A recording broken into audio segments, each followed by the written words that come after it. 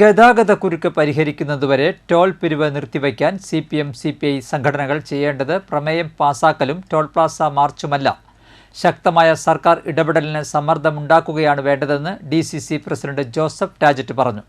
ദേശീയപാതയുടെ ശോച്യാവസ്ഥ ഈ നിലയിൽ തുടർന്നാൽ ടോൾ നിർത്തേണ്ടിവരുമെന്ന ഹൈക്കോടതിയുടെ ഇടക്കാല ഉത്തരവിന്റെ സാഹചര്യത്തിലാണ് DCC പ്രസിഡന്റിന്റെ പ്രതികരണം. ദേശീയപാതയിലെ ഗതാഗതക്കുരുക്കിനെ തുടർന്ന് ടോൾ പിരിവ് നിർത്തിവെക്കാൻ CPM ടോൾ പ്ലാസ മാർച്ചും CPI പ്രമേയം അവതരിപ്പിക്കുന്നത് നിർത്തി സർക്കാരിൻ്റെ ശക്തമായ ഇടപെടലാണ് ഈ കാര്യത്തിൽ നടത്തേണ്ടതെന്നാണ് ഞങ്ങൾക്ക് ഈ കാര്യത്തെക്കുറിച്ച് പറയാനുള്ളത്. ഇന്നലെ നടന്ന CPIയുടെ ജില്ലാ സമ്മേളനത്തിൽ പ്രമേയം പാസ്സാക്കിയിരിക്കുകയാണ് ടോൾ പിരിവ് നിർത്തിവെക്കണമെന്ന് ആവശ്യപ്പെട്ട്. കഴിഞ്ഞ ദിവസം CPMന്റെയും LDFന്റെയും ടോൾ പ്ലാസ മാർച്ച് ഉണ്ടായി. പക്ഷെ ഭരണകക്ഷിയായ അല്ലെങ്കിൽ കേരളത്തിൽ അധികാരത്തിലിരിക്കുന്ന CPMഉം CPIയും എന്തിനാണ് ഇങ്ങനെ മാർച്ചും പ്രമേയവും ഒക്കെ ആയിട്ട് നടക്കുന്നത്? അവരുടെ സർക്കാരല്ലേ, അവരല്ലേ കേന്ദ്ര ഗവൺമെന്റിനോട് ആവശ്യപ്പെടേണ്ടത് ടോൾ പിരിവ് നിർത്തിവെക്കാൻ. പക്ഷെ ഈ സമയം വരെ സർക്കാർ അത് ആവശ്യപ്പെട്ടിട്ടില്ല.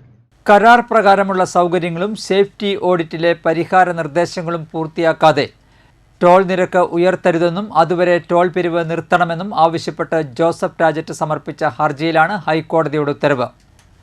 ഭരണപക്ഷ സംഘടനകൾ യഥാർത്ഥ പ്രശ്നത്തിൽ നിന്ന് ഒളിച്ചോടുകയാണെന്നും എന്തുകൊണ്ട് സർക്കാർ ഈ ആവശ്യം ദേശീയപാത അതോറിറ്റിയോടും കേന്ദ്ര സർക്കാരിനോടും ആവശ്യപ്പെടുന്നില്ലെന്നും വ്യക്തമാക്കണമെന്നും ടാജറ്റ് പറഞ്ഞു.